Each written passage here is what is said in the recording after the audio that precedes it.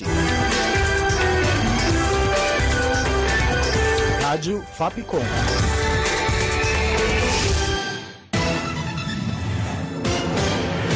Panorama.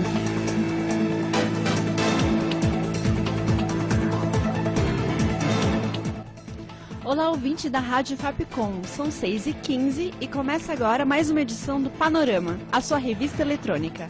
Eu, Carolina Costa, te acompanho até às 6h45 da tarde com as novidades da semana de política, saúde, esporte, comportamento e muito mais.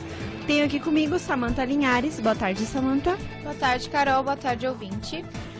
Luiz Edson Fachin é o novo relator da Operação Lava Jato. O Supremo Tribunal Federal decidiu ontem, por sorteio eletrônico, entre os ministros da segunda turma. Fazem parte da segunda turma e estavam na lista do sorteio os ministros Celso de Mello, Gilmar Mendes, Dias Toffoli e Ricardo Lewandowski.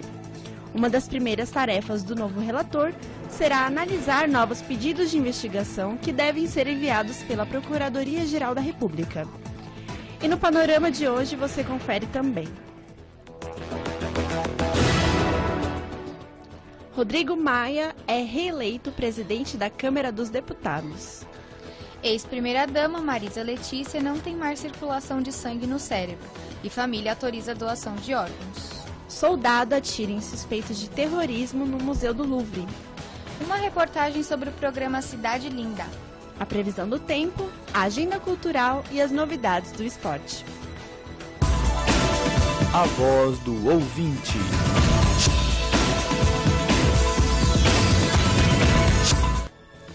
E essa semana perguntamos para você, ouvinte, quais devem ser os primeiros passos do ministro Edson Fachin, novo relator da Lava Jato. O nosso ouvinte Vanderlei comentou: acho que ele vai reler os processos que envolvem o PT, porque já vi ele ser no meio que cabo eleitoral da Dilma anos atrás. Pode ser que agora, com a imprensa em cima do caso, ele possa fazer diferente, mas acho que ele vai dar a famosa aliviada. O ministro Luiz Edson Fachin é formado em Direito pela Universidade Federal do Paraná e ele é especialista em Direito Civil e de Família. Foi indicado pela ex-presidente Dilma Rousseff em 2015 para o Supremo Tribunal Federal, sendo assim o ministro com menos tempo de casa.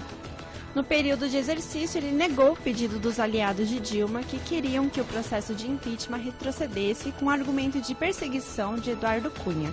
Ele também votou a favor do afastamento de Renan Calheiros da presidência do Senado. Política. O deputado Rodrigo Maia, do DEM, foi reeleito presidente da Câmara dos Deputados com 293 votos. O deputado concorria ao cargo com Jair Bolsonaro, do PSC, Jovair Arantes, do PTB, Júlio Delgado, do PSB, André Figueiredo, do PDT e Luiz Erundina, do PSOL. Também estavam em votação 10 cargos da mesa diretora. O PT, que tem a segunda maior bancada de deputados na casa, não alcançou os cargos mais importantes e recorreu a decisão ao Supremo Tribunal Federal. Agora, Rodrigo Maia assume a presidência na ausência de Michel Temer, sendo substituto direto na linha sucessória. Maia é investigado em desdobramentos da Lava Jato e também foi citado em delação da empreiteira Odebrecht.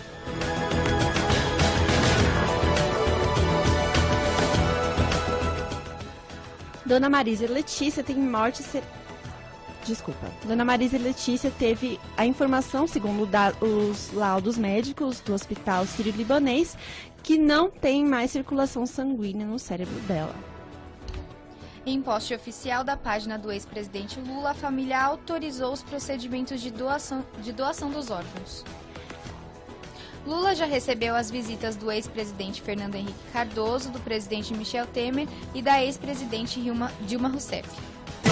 Internacional. Um soldado francês disparou contra um homem suspeito de terrorismo essa manhã no Museu do Louvre, em Paris, na França. O suspeito estava com um facão e chegou a agredir um militar, que o governo francês considerou um visível ataque de caráter terrorista. Um grupo de militares fazia vigilância do museu quando o suspeito foi na direção deles, gritando que teria a tradução de "Alá é grande", em árabe. O homem foi atingido na barriga e ficou gravemente ferido. Sua identidade ainda é desconhecida.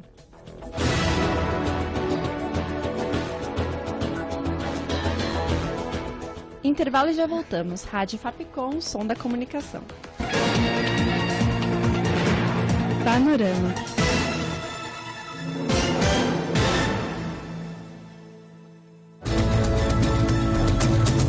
Rádio Fapcom, o som da comunicação.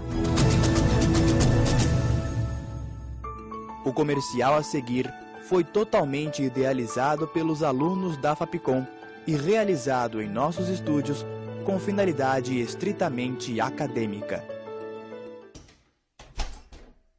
Mãe, essa é a Ju, a minha namorada. Oi, Ju, tudo bem? Tudo. É a primeira vez que namora? Não, antes teve o Marcinho, ele era um gato e me enchia de roupas. Teve também o Gustavo, que adorava tirá-las. E o Júlio, que era... Que tal desapegar? Feira semestral de troca de vestuário. Mais informações no site www.feiradetrocadevestuario.com.br.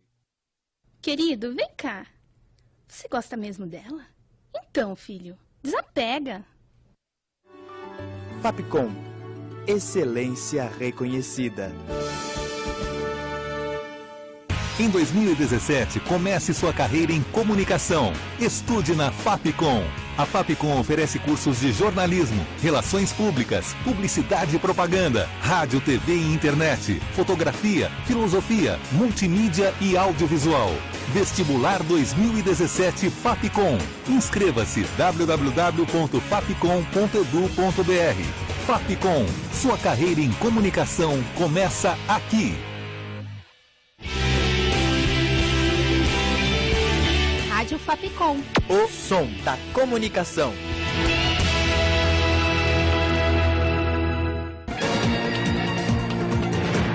Panorama.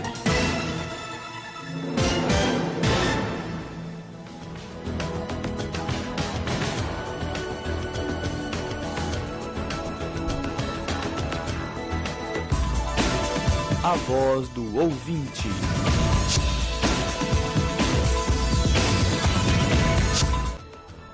E essa semana perguntamos para você, ouvinte, quais devem ser os primeiros passos do ministro Edson Fachin, novo relator da Lava Jato. O nosso ouvinte, Walter Venâncio, comentou: acredito que o ministro Luiz Edson Fachin deva manter a mesma postura do seu antecessor, teoriza Vasque. Mesmo porque, com a maior parte das delações premiadas já foram homologadas pela presidente do Supremo Tribunal Federal, a ministra Carmen Lúcia, o novo relator da Lava Jato no Supremo, para manter a credibilidade do órgão, deve dar celeridade ao processo. Obrigada, Walter, pela participação, e você ainda pode deixar seu comentário na nossa página do Facebook, facebook.com/radiofapcom.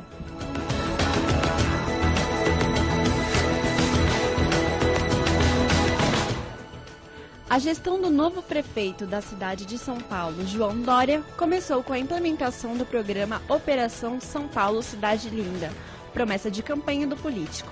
Em seu primeiro dia de trabalho, o prefeito se reuniu com seus secretários às 6 da manhã na Praça 14 Bis, no centro, para fazer uma limpeza na cidade, todos vestidos de gari.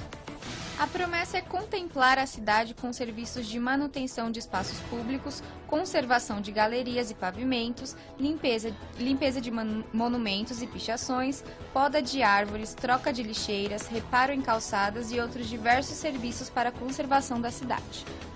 Uma das que mais gerou polêmica entre a população foi a retirada dos grafites dos Arcos do Jânio, no acesso para a Avenida 23 de Maio. Em 2015, na gestão de Fernando Haddad, a avenida foi grafitada por artistas convidados, tornando o lugar o maior painel a céu aberto de murais da América Latina. A justificativa para a ação seria que os grafites estavam pichados e envelhecidos. A estudante de jornalismo de 20 anos, Laura Fernandes, acredita que a ação é desnecessária para a atual situação da cidade. Por não considerar o grafite uma arte, acaba implicando em muitas questões ideológicas que não acho correto. Tem que ser discutido mesmo. A cidade é muito grande e já é muito cinza, então... E outra coisa que existem coisas muito mais importantes para ele tratar, ao invés disso, no momento, né? Tempo e dinheiro que poderiam ser investidos em coisas realmente úteis de imediato, úteis para a vida e para os direitos dos cidadãos mesmo. Eu acredito que pintar muro não resolveu e não vai resolver nada, pelo menos por enquanto. Após a polêmica, o Tucano anunciou que vai criar um programa de grafite de rua para promover os grafiteiros e muralistas na cidade. Inicialmente, a ideia é que a ação tenha duração de 3 meses e inclua 150 artistas a cada edição. O primeiro ponto será no Baixo Augusta e foi batizado de Museu de Arte de Rua. A prefeitura estima gastar cerca de R$800 mil com o projeto na região.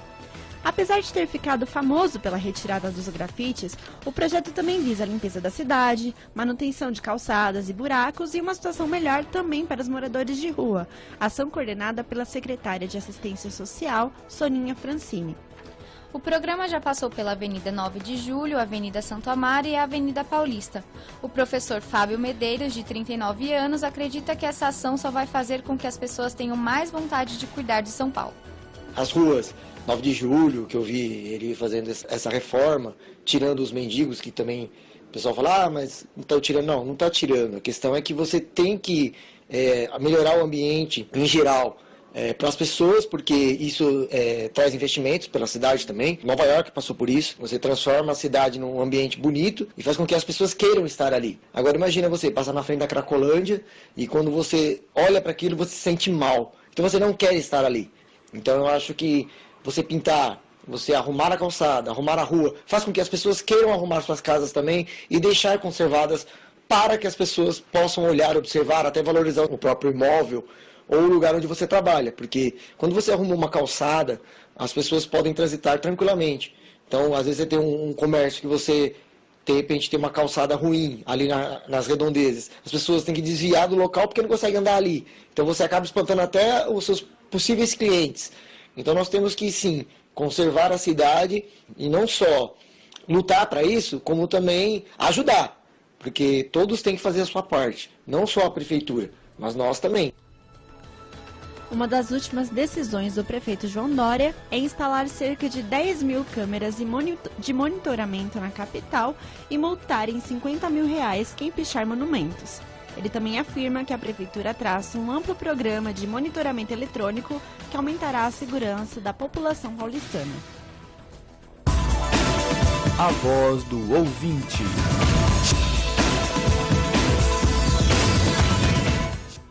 Essa semana perguntamos para você, ouvinte, quais devem ser os primeiros passos do ministro Edson Fachin, novo relator da Lava Jato?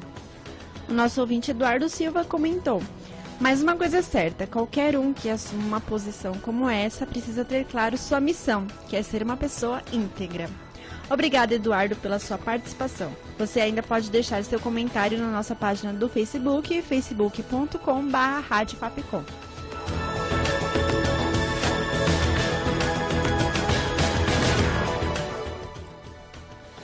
O trabalho escravo em áreas urbanas cresce cada vez mais no país. Confira a reportagem especial da Rádio Agência EBC. Paulo Sérgio Martins, 43 anos, casado, pai de 5 filhos. Trabalhador resgatado de fazenda em Mato Grosso em situação de escravidão. Paulo Martins não é personagem dos livros de história do Brasil que relatam a exploração dos negros nos períodos de colônia e império. Ele é parte de um grupo resgatado no século XXI. Mais um caso de exploração contemporânea num dos últimos países a abolir a escravidão. Paulo relata a jornada dura e a situação dos alojamentos quando foi encontrado pelos fiscais do trabalho. Barraco de lona, dentro da mata, o alimento que a gente comia não era um alimento adequado, o bicho caía à noite nas vasilhas, aí inseto sentava na carne. Tinha região que a gente trabalhava que era escravo mesmo, que era bem difícil. Eu tinha serviço que eu pegava às 5 da manhã, aí chegava às 6 da tarde, sem parar. Assim como Paulo, hoje grande parte dos trabalhadores em situação semelhante à escravidão no Brasil é resgatada em área rural. Em 2016, dos 667 trabalhadores identificados, 463 trabalhavam em agricultura ou pecuária. Na região amazônica, os principais casos desse tipo de exploração também são rurais. Mas nos últimos anos, a escravidão em atividades tipicamente urbanas tem se tornado uma tendência. Leonardo Sakamoto, presidente da organização Repórter Brasil, que atua no combate a essa prática, revela a prostituição como área comum de exploração na Amazônia. É muito comum na região norte do Brasil encontrar trabalho escravo urbano em bordéis, meninas são exploradas sexualmente, ou muitas delas em situação análoga de escravo. Houve até, por exemplo, um caso de um bordel, em que houve uma batida da Polícia Federal anos atrás, em Altamira, que fornecia serviço sexual escravo para trabalhadores da obra de Belo Monte. Apesar das diferenças de localidade, as características utilizadas para identificar a escravidão, tanto no meio rural quanto nas cidades, são as mesmas, como ressalta o procurador do Ministério Público do Trabalho, Tiago Muniz Cavalcante, coordenador nacional de erradicação do trabalho escravo. As situações que caracterizam a escravidão urbana são semelhantes às situações que caracterizam o trabalho escravo rural, né? Trabalho forçado, trabalho com restrição de locomoção em razão de dívidas, trabalho em condições degradantes e jornadas exaustivas. Essas situações, quando elas ocorrem no meio urbano, normalmente elas estão vinculadas a duas atividades principais: a indústria da moda, né, e também a construção civil. A Amazônia lidera a triste estatística de escravidão no país nos últimos anos. De 1995 a 2015, segundo dados divulgados pela Organização Internacional do Trabalho, os 10 municípios com maior número de casos de trabalho escravo do Brasil estão na região, sendo 8 deles no Pará. Nas fiscalizações de 2016, Pará, Maranhão, Mato Grosso e Tocantins ficaram entre os 10 estados com mais trabalhadores resgatados. Paulo Martins deixa um recado para os outros trabalhadores. Se a gente dormir de mau jeito, comer de qualquer jeito, ficar morando embaixo de barraco de lona, tomando chuva, então isso aí não faz bem para a nossa saúde. Nós temos que preservar a nossa saúde. De Brasília, Maíra Heinen.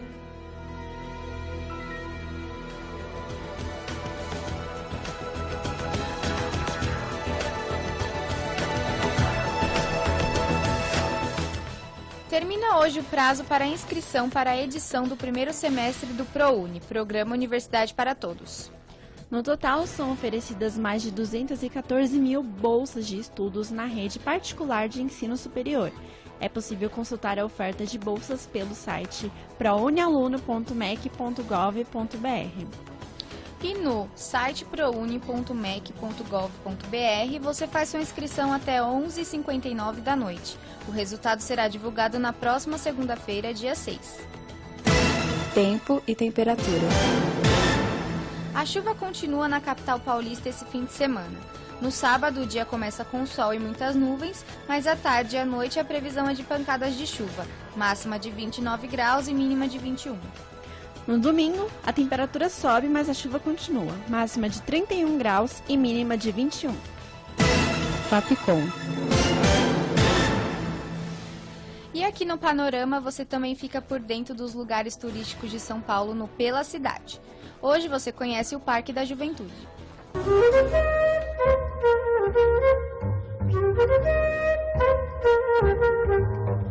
Pela Cidade.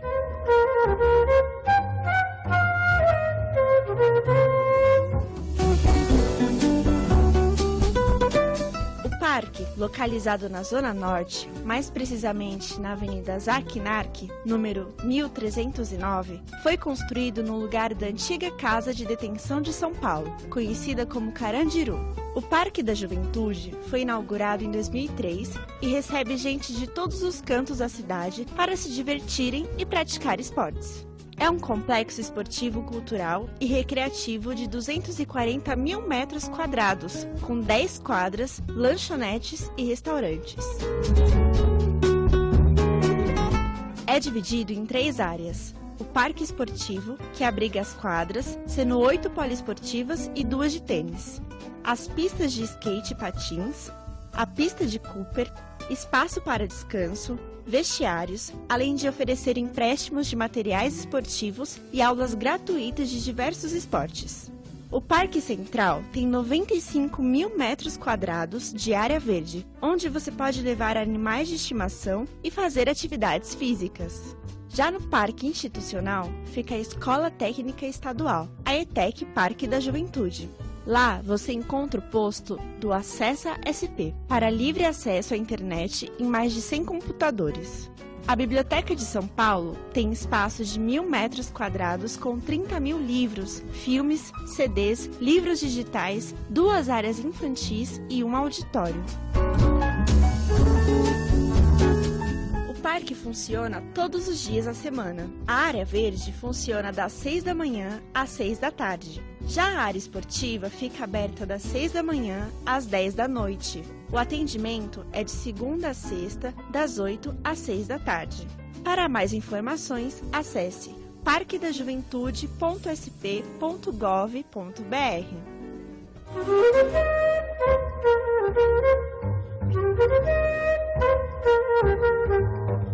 Pela cidade.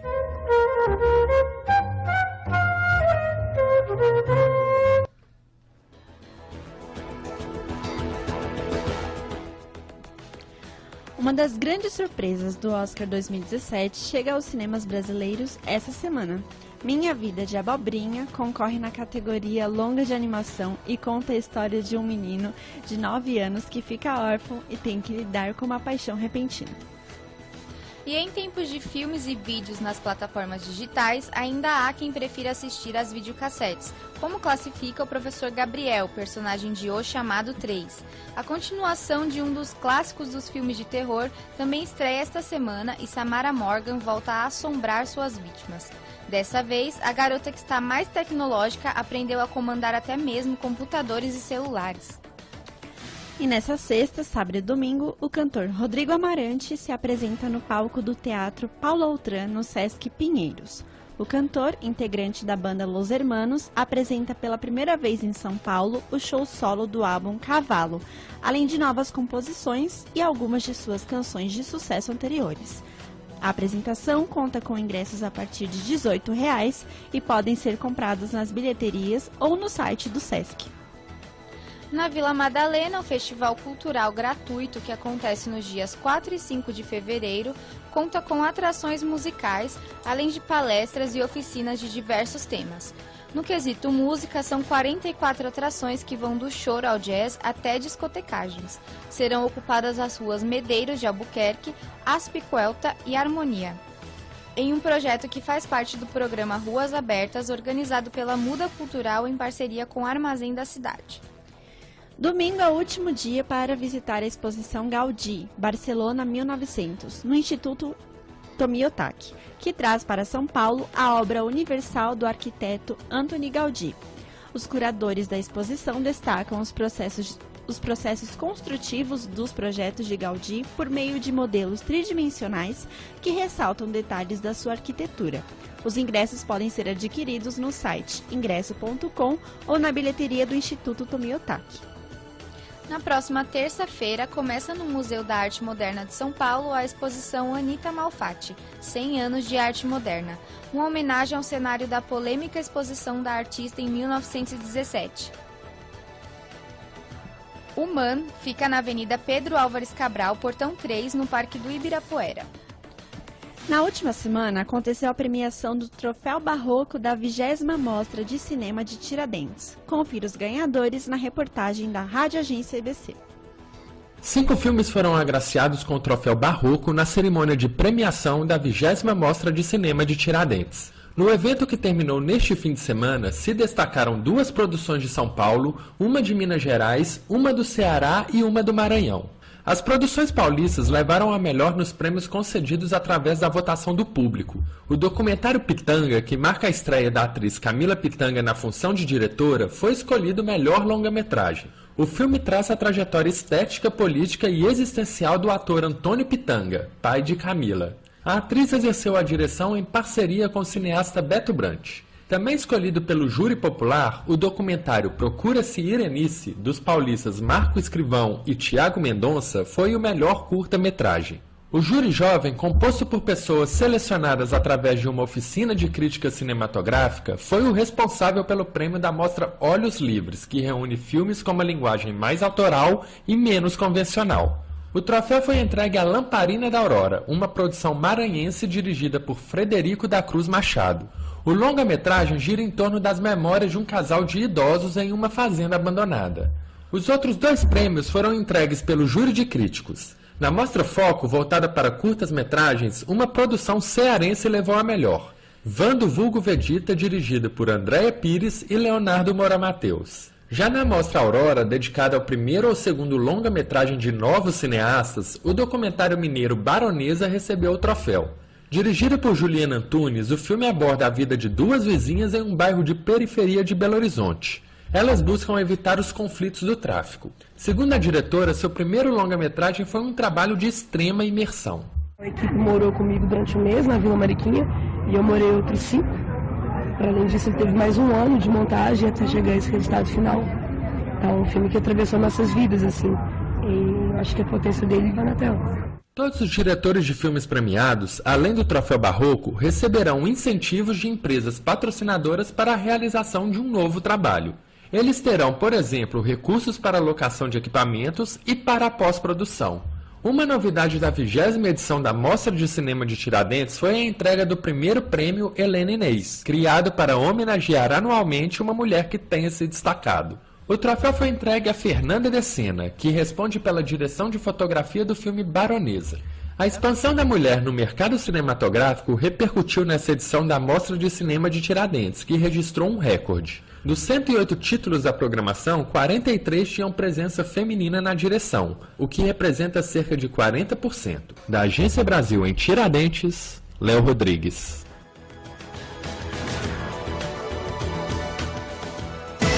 Esporte. E agora as novidades do esporte com Nicolas Ramolo. Boa tarde, Nicolas. Boa tarde, Carol. Bom, os times paulistas já se preparam para estrear no campeonato estadual nesse final de semana. O Santos, atual campeão, pouco se reforçou para a nova temporada. Nenhum nome de peso foi anunciado pela diretoria até agora. O maior mérito do Peixe foi ter mantido a base da equipe que foi vice-campeã brasileiro no ano passado. O time entra em campo hoje para pegar o Linense na Vila Belmiro às 9 da noite.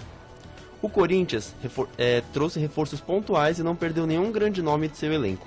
Trouxe o volante Gabriel Giroto, ex-Palmeiras, para uma posição de carência no time. E acertou nessa semana a volta do meia Jadson, que foi protagonista no título brasileiro de 2015 e estava atuando no futebol chinês na última temporada. O Timão faz sua estreia no Paulistão amanhã, contra o São Bento, às 5 horas da tarde. O São Paulo, agora sob o comando técnico do ídolo Rogério Ceni, trouxe poucos, mas bons reforços para a atual temporada. Os atacantes Wellington Ney e Neilton, o meia Cícero e o goleiro Sidão são as caras novas do time, além dos jovens da categoria de base que a comissão técnica pretende usar. Domingo, o tricolor vai até Osasco para encarar o Audax às 5 horas da tarde. Já o Palmeiras começa a temporada cheia de reforços.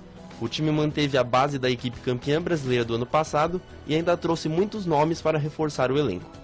As duas principais contratações foram o volante Felipe Melo, que estava na Inter de Milão, e o meio-armador venezuelano Alejandro Guerra, que veio do Atlético Nacional e foi um dos destaques da última Copa Libertadores. O Verdão possui um dos melhores elencos do Brasil e conta com isso para chegar fortes em todas as competições do ano. O time faz sua estreia no Paulistão contra o Botafogo de Ribeirão Preto, domingo, no Allianz Parque, às 5 horas da tarde.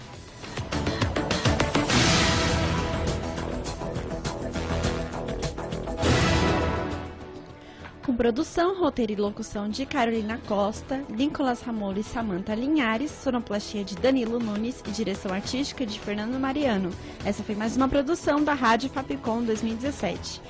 Agradecemos a sua audiência e até a próxima sexta-feira. Panorama.